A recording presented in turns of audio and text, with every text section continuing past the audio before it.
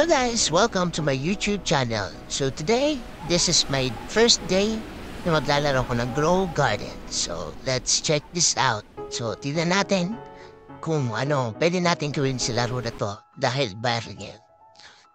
So ngayon, titignan natin, this is my first plant that I already planted to my soil. Namis talaga ako dito, ang bilis lang tumubo yung bamboo and ang taas. So as you can see guys, kaunti pa lang yung kaunti pa lang yung natanim natin. So dito talaga ako namin sa bamboo, laki niya. So this is my first day na maglalaro ng game na to.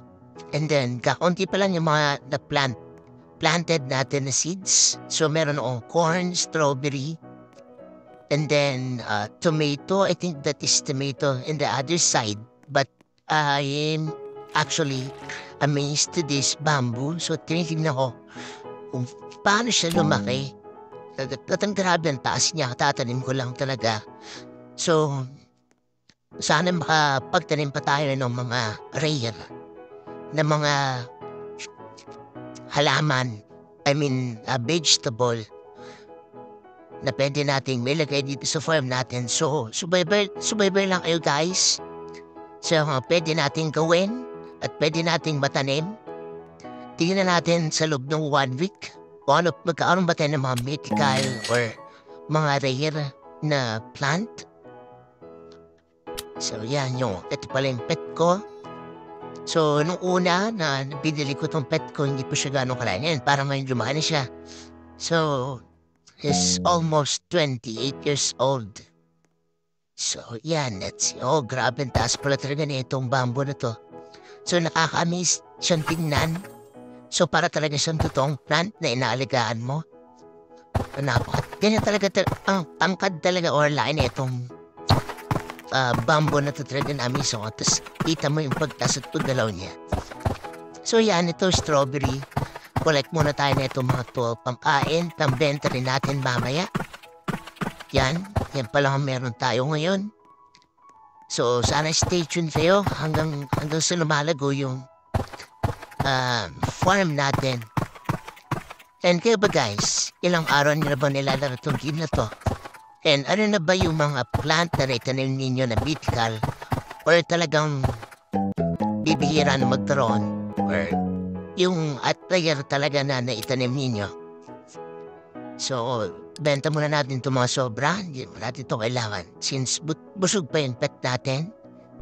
So, how much does it cost all of this plants? So, let's check this out. How much is this worth? Oh, so, mababa lang talaga yung mga fruits natin. Yeah. Corn, strawberry. Pero sa mga napapanood ko sa ibang video, meron talagang rin na maabot ng millions, billions. Pero kung totoo yan or something hack. Kasi first time ko na mula laro ng game na to. Comment down below kung totoo ba, may mga ganun ba talaga kamahal na mga seeds na pwede mo ibenta dito. So yun tayo, meron tayong tomato seed. Bili tayo ng tomato seeds, kibusin natin yan. Corn seed, ubusin din natin yan. Kung ano available, ubusin natin. Ano man yan natitira na pwede nating maitanim. So wala, kubus na lahat. So ito orange tulip.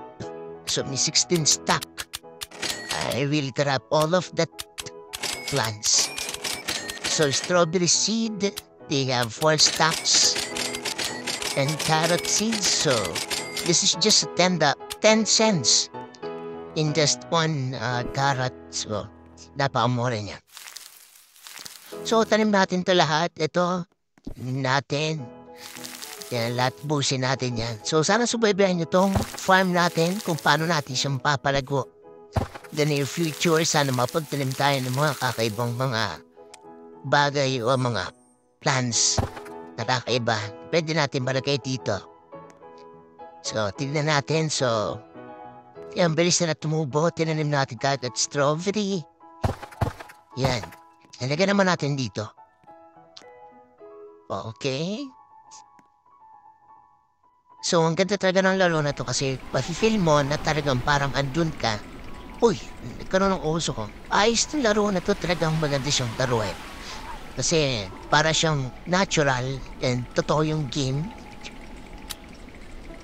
Talagang sulit, maganda, kaya pala siyang trending. So, yeah. Tanong ulit natin to. Benta natin, inventory natin, binenta natin lahat.